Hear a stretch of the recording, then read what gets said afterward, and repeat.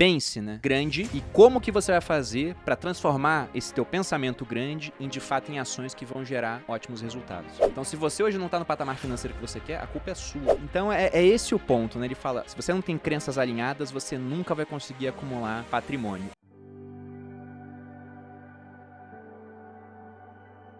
Se um carvalho de 30 metros tivesse a mente de um ser humano, ele cresceria apenas 3 metros. É verdade. Porque ele ia pensar, não, já tá bom com 3 metros, nunca iria até 30. Eles começaram a falar, você tem que crescer o máximo que você puder crescer. Fala que cada pessoa tem um termostato. Então você pega o Jorge Paulo Lemann, o termostato dele tá alinhado pra bilhões. Sim. Se esse cara, de repente, ele perdesse tudo e ficasse só com 50 milhões, ele ia julgar um fracasso total. Sim. Sendo que, pra muita gente, 50 milhões é um negócio que é levar o termostato de 0 pra 100, porque é um número totalmente real. Então lá eu tenho que reajustar meu termostato financeiro, porque pra chegar a 1 milhão, bastava continuar fazendo o que eu já tava fazendo. Não tava tão longe assim mais naquela época. Eu já tinha uma certa previsibilidade que não ia demorar tanto tempo. Com rendimento, né? Com investimento. Agora, pra ter números maiores, não era só melhorar aquele processo, era fazer algo novo. Que os ricos administram bem o dinheiro, Sim. as pessoas de mentalidade pobre não, que os ricos colocam dinheiro pra trabalhar duro pra eles, enquanto a pessoa de mentalidade Sim. pobre trabalha duro pelo dinheiro. Tudo começa no pensamento. E muita gente tem resultados ruins com o dinheiro porque tem pensamentos e crenças nocivas quanto ao dinheiro. E ele fala que grande parte dessas crenças, elas foram estabelecidas através de 3 coisas. Uma programação verbal, então aquilo que você ouvia as pessoas falando sobre dinheiro, e raramente você tem contato com pessoas ricas que entendem o jogo do dinheiro. Geralmente você tem contato com o pessoal que tá ali na classe média ou mais baixo do que isso, então geralmente o pessoal usa o dinheiro, aprendeu a usar, mas nunca estudou direito sobre como ele funciona. Então não costumam ser opiniões muito positivas. Além disso, você tem os exemplos, que é o segundo ponto. E qual que é o exemplo tradicional? Principalmente aqui no Brasil. Saiu uma estatística do Conselho Nacional do Comércio, CNC, ou Confederação Nacional do Comércio, não lembro agora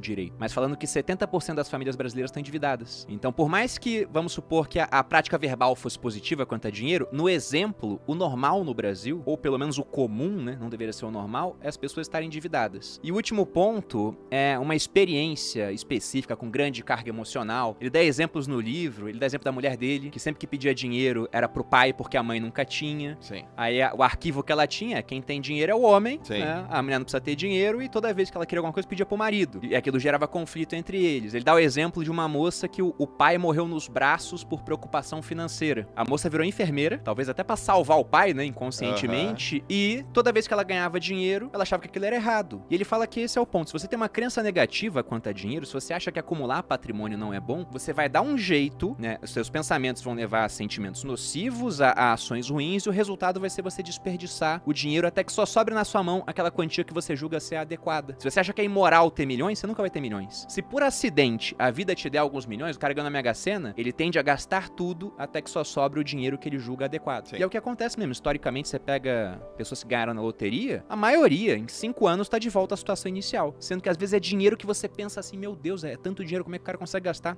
Sim. Eu lembro que uma vez, tem tempo já, mas saiu na Record, uma entrevista com um cara que ganhou um prêmio da loteria gigantesco, antes do Plano Real também. E o cara, ele gastou tudo. Uma parte a inflação pegou, né? Inflação muito grande naquela época, mas ele contando a história dele, ele saía e pagava a conta pra todo mundo no restaurante. Ele não lavava roupa. Ele comprava roupa, sujava e jogava fora. O carro dava um problema, só tinha que trocar óleo aos 10 mil. Ele andava até os 30, o óleo virava uma graxa, fundiu o motor. Ah, tá bom, deixa o carro aí. Então o cara, ele desperdiçou tanto dinheiro que no final ele ficou sem nada. E aí perguntaram pra ele, qual é o seu arrependimento? Ele falou, não ter comprado uma casa pra minha mãe. Eu falei, meu Deus, o cara ganhou um prêmio gigantesco, não comprou um imóvel pra família dele. Cara. Então é esse o ponto, né? Ele fala, se você não tem crenças alinhadas, você nunca vai conseguir acumular patrimônio. E aí ele fala pra você identificar esse teu modelo de dinheiro, porque esse seu modelo não é seu, ele só foi passado pra você.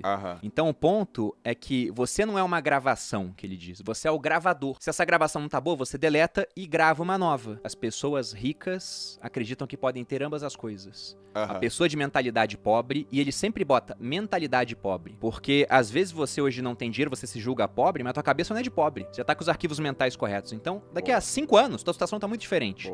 Agora tem o cara que tá com dinheiro hoje, mas a mentalidade dele ainda é de pobre. Sim. Daqui a 5 anos, você vai ter que trocar de lugar com ele, né? O cara com mentalidade boa cresce, o outro decresce. É a questão do termostato que ele fala financeiro. Mas o que ele diz é, quem tem mentalidade pobre julga que ou é uma coisa ou outra. Então isso de ou amor ou dinheiro, ou saúde ou dinheiro, o que ele fala é a mesma coisa que perguntar o que é mais importante, ter o braço direito ou tua perna esquerda. Ambos são importantes, você tem que abrir mão de um pra ter outro. Então isso chega bastante lá Como se, por exemplo, ter mais dinheiro vai te trazer menos felicidade no final das contas, porque traz mais preocupações. Ele também aborda isso, né? Tem lá os arquivos de riqueza. Pô, a pessoa rica, ela se torna maior do que os seus problemas, enquanto a pessoa pobre é menor do que eles. Sim. Então hoje, lógico que eu tenho preocupações que eu não tinha na época que eu não tinha dinheiro. Mas eu também eliminei uma série de preocupações através do dinheiro. Sim. Pô, só esse ano, o meu cunhado pegou Covid no começo do ano, teve que ser internado às pressas, ficou muito mal, a conta do hospital deu mais de 100 mil reais. Quem pagou? A gente, porque o plano de saúde do exército não cobria o hospital que ele ficou. Perfeito. Isso tirou o meu sono? Não. Se eu não tivesse dinheiro, eu estaria tirando meu sono até agora, eu pensando que eu podia ter salvado a vida dele, mas não tinha capital pra isso. Quanto mais novo você é, né? Vou parafrasear aqui o Ludovic von Mises, o economista tava austríaco. faltando uma frase, né? Já tava meia hora, não tinha frase. Falando de países, ele fala que o país rico, ele pode se dar ao luxo de adotar caminhos insanos por mais tempo que o pobre. E trazendo pra pessoas, né? A pessoa rica ou a pessoa jovem pode fazer isso por mais tempo do que a pessoa não rica ou a pessoa que já tá com uma idade mais avançada. Porque, de fato, se você pegar uma fórmula de juros compostos, lá você tem o capital inicial multiplicado por uma taxa de juros elevada ao tempo. Então, o fator exponencial é o tempo, né? Quanto mais tempo você tem, melhor. Até eu gosto de falar que em filme de vampiro, todo vampiro é rico. É verdade. Por quê? Porque o cara, ele tem o tempo infinito, pô. Se ele investiu $1 lá no começo do século XIX, ele tá rico agora. Então, tendo tempo suficiente, todo mundo pode chegar lá. As pessoas ricas acreditam na seguinte ideia: eu crio a minha própria vida. As pessoas de mentalidade pobre acreditam na seguinte ideia: na minha vida as coisas acontecem. Sim. Cadê o dinheiro? Tá indo. Sim. Foi indo, você deixou acontecer até uma hora que falou, não, pô, agora eu tenho que fazer acontecer então pra resolver. E aí você assumiu as rédeas da sua vida. Autorresponsabilidade, né? Eu lembro que tem uma peça de teatro antiga, eu tava lendo outro dia, até coloquei um trechinho numa aula que eu já dei, que o nome era Tea Party, né? Festa do chá. E aí tinha um trecho onde uma senhora, ela ia num psiquiatra, ou um psicanalista, não lembro agora, e aí ela tava refletindo sobre os problemas dela, né? Daí uma hora ela chegou a uma conclusão e o psicanalista aplaudiu aquilo, ela falando, eu acho que tudo na minha vida que tá dando errado é culpa minha. Ele falou, e por que você acha isso? Ela falou, porque se não for culpa minha, eu vou culpar quem? Deus? O destino, né? Forças superiores? Sim. Se for culpa deles, eu não posso fazer nada. Agora, se eu pensar que é tudo culpa minha, então tá tudo nas minhas mãos para que eu possa mudar. Exatamente. Basta assumir as rédeas da minha vida. Então, se você hoje não tá no patamar financeiro que você quer, a culpa é sua. E você sabendo disso, já tendo essa consciência, primeiro ponto é consciência do problema. Você não resolve um problema que você não sabe que tem. Exatamente. Tá inconsciente. O segundo é, você tem a consciência, agora você vai entender por que aquilo tá acontecendo. Poxa, por que eu tenho esse modelo de dinheiro que é tão ruim? De onde veio? Aí você descobre de onde veio. Ah, meus pais têm o mesmo modelo que eu, são endividados, eu repeti esse modelo. Agora, vem a parte de você poder ressignificar esse tipo de coisa. E aí você muda e vê, olha, isso aqui é a gravação que me deram. Eu sou o gravador, agora eu quero gravar arquivos novos. Perfeito. E por último, vem a declaração. Que é nessa hora onde você se compromete, de fato, a mudar. Porque não basta só falar, né? Falar é uma coisa, é ótimo. É melhor falar do que não falar. Só que no exército tinha uma história muito bacana, que os meus instrutores sempre usavam, e depois eu usei com os meus soldados também, que era a diferença do ovo e do bacon em um café. Já ouviu essa história? Já. Conta aí. Que é a seguinte, né? Eles falavam sobre a diferença entre estar envolvido ou comprometido. E diziam que num café da manhã, onde você tem ovos e bacon, a galinha está envolvida, porque ela cedeu o ovo. Só que o porco, ele está comprometido. Ele cortou na própria carne para dar o café. Perfeito. Então é esse o ponto, né? Você tem que se comprometer de fato com aquelas declarações que você faz. E estudar o máximo possível e partir para ação, que é muito importante, para mudar a sua realidade. O pessoal pensa que é preparar, apontar e fogo, né? É que ele defende o contrário, que é preparar, fogo e depois você aponta. No seguinte sentido, mais ou menos lembrando que eu sempre falo de comércio antes de estar pronto. Você se prepara, mas coloca um tempo limite para isso, aprende o máximo possível naquele período. Você começa... Sim. Você vai lá e atira, e depois você vai apontando pra melhorar o processo através de erros e acertos, feedbacks, e vai fazendo. Cara, isso é um puta mindset. Esse é um mindset que muda o jogo, cara. Porque tem gente que só decide quando vê o plano perfeito. E nunca tem. E não existe. E tem cara que fala assim, não existe plano, mas existe a decisão. Eu vou fazer. Porque tem muita gente que fala assim, não vai dar, não é possível, isso não é pra mim. E no final das contas é porque ela não confia nela. Porque se ela confiasse nela, nada disso apareceria e ela conseguiria dar um jeito. Porque ela fala, cara, eu vou encontrar uma maneira. Então é preparar, atirar E no meio é pular do precipício e no meio do caminho construir o paraquedas. Todas as pessoas que eu conversei, que eu li, que eu estudei, todas elas têm esse mindset de não esperar a perfeição. Se quiser errar, erra rápido, erra barato, quer tomar água limpa, porque, porra, eu quero chegar primeiro. Então a rapidez, que é um dos princípios que a gente tem no grupo. Sim. Rapidez, a gente tem que ser rápido, cara. Rápido. Que essa parte de pensar grande é muito importante. Porque se você pensa pequeno, pra chegar no seu objetivo, e não tem nada de errado em pensar pequeno em prazos mais curtos. O Tony Robbins tem aquela frase muito famosa que diz que a gente costuma superestimar prazos curtos e subestimar os longos. Perfeito. Eu acho que a gente vai fazer o contrário, né? No curto você subestima de fato e você superestima o longo, porque no longo prazo muita coisa pode acontecer, igual aconteceu com a gente. Mas o ponto de pensar grande é importante porque pensar grande te obriga a agir de uma forma diferente. Se você só pensar, não, eu quero estar 10% melhor em termos de finanças do que eu tenho agora. Cara, 10% é melhoria incremental. Sim. Você não muda quase nada. Agora, se você se desafiar e falar, não, daqui a 5 anos eu tenho que ter um patrimônio 5 vezes maior do que eu tenho agora. Você sabe que no primeiro ano você não vai dobrar o patrimônio e depois dobrar de novo. Você vai saber que vai ser uma curva, mas você tem que fazer alguma coisa que vai te dar um baita resultado depois. Isso te obriga a agir de uma maneira que você nunca pensou em agir antes. Sim. Então esse é o ponto. Tem uma hora que ele fala, né? Tem que empreender, não tem que me livrar do meu contra-cheque estável. Ele fala que não precisa.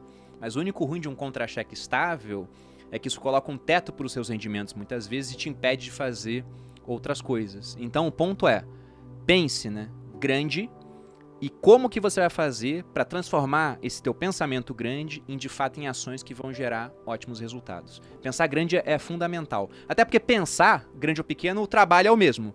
A prática que vai ser diferente, mas só de pensar grande você já faz o exercício pensando em hipóteses que você nunca contemplaria se fosse pensar pequeno. Geralmente, para você colocar o seu plano em ação, o grande vai dar mais trabalho porque te obriga a fazer coisas que você não fez antes. Exatamente. E aí que as pessoas travam, porque fazer coisas que você não fez antes assustam. Você tem medo. E ele tem um arquivo de riqueza que fala disso, né? Que os ricos, as pessoas de mentalidade rica, agem apesar do medo, enquanto as pessoas de mentalidade pobre, elas ficam travadas pelo medo. Sim. E se você deixar que o medo te trave, você não faz nada diferente. Se você não faz nada diferente, você fica no mesmo local, apenas com melhoras incrementais. O que pra quem ganha muito bem, talvez seja interessante, mas pra quem tá na merda, tá endividado, precisa de renda nova, não tá satisfeito com o trabalho que tem, é a morte, pô.